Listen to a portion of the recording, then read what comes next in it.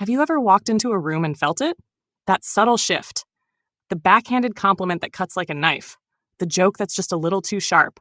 The friend who suddenly goes cold the moment you share a victory God gave you. You brush it off. You think, maybe I'm imagining things. But what if you're not?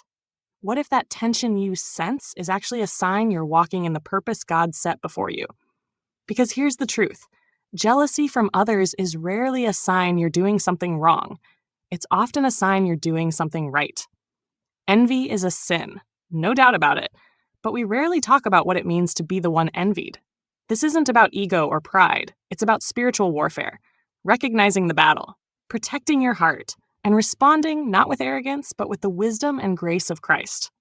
So today, let's talk about 5 signs other men secretly envy you. The biblical foundation, Cain and Abel. Before we get practical, we need a foundation. The template for this dynamic is right in Genesis. Cain and Abel, 2 brothers, both bring an offering. Abel's is accepted, Cain's is not.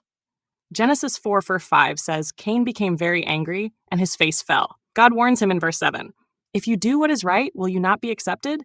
But if you do not, sin is crouching at your door. It desires to have you, but you must rule over it. Did you catch that? Cain's anger wasn't really against Abel, it was against God. Abel's faithfulness simply exposed Cain's faithlessness. That's how envy works. It's always a heart issue between a man and God, projected onto another man. Joseph's brothers envied him because of his father's favor in his dreams. Saul envied David because the Spirit of the Lord had left him and rested on David. The Pharisees envied Jesus because he had an authority they could never manufacture. Envy is often a dark testimony to the favor of God on your life. Sign number 1, they minimize your achievements. You share good news, a promotion, a breakthrough, a blessing. Instead of celebrating, they downplay it. Oh, nice. Good luck with all that stress. Well, it's about time they noticed you. That's not encouragement. That's a cold bucket of water. The Pharisees did the same to Jesus. When he healed a blind man, they couldn't deny the miracle, so they minimized it. They reduced it to a technicality about the Sabbath. Why? Because your success makes their stagnation obvious. A godly man celebrates with you. An envious man shrinks your blessing to protect his ego. Sign number 2. They criticize under the guise of concern. This one feels sneaky. You buy a house, and instead of praise God, you hear, wow, are you sure you can handle this mortgage? You launch a ministry, and they say, that's bold. I just hope you're not being prideful.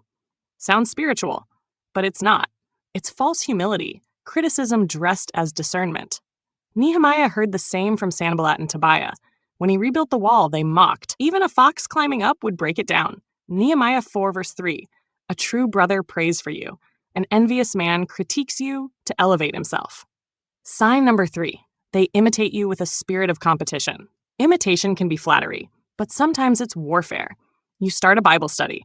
Soon after, another guy launches the same thing, same night, without ever partnering with you. You step out with a God-given business idea. Suddenly, a friend copies it almost verbatim. This is Saul's spirit.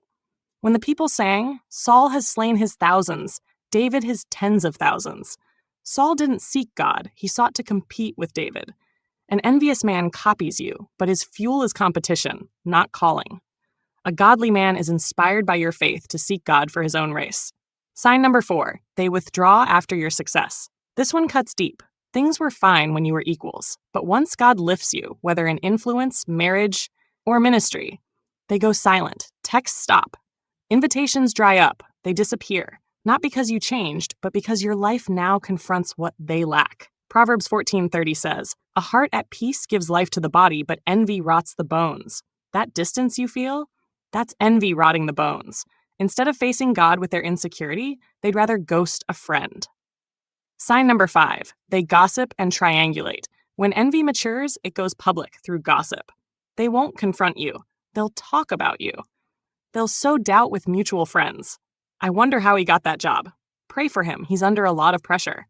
Sounds spiritual, but it's poison. James 3:16 says, where you have envy and selfish ambition, there you find disorder and every evil practice. It's exactly what the Pharisees did with Jesus, spreading lies to turn the crowd against him. A godly man follows Matthew 18 and comes to you directly. So what do? How should a man of God respond when faced with envy? 1, check your own heart. Ask, am I flaunting? Am I seeking validation from men instead of God?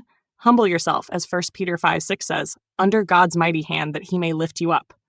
2. Don't retaliate. Romans 12:7-21. Do not repay anyone evil for evil. Do not be overcome by evil, but overcome evil with good. Don't gossip back. Don't mirror their distance. 3. Bless them. The nuclear weapon of the kingdom.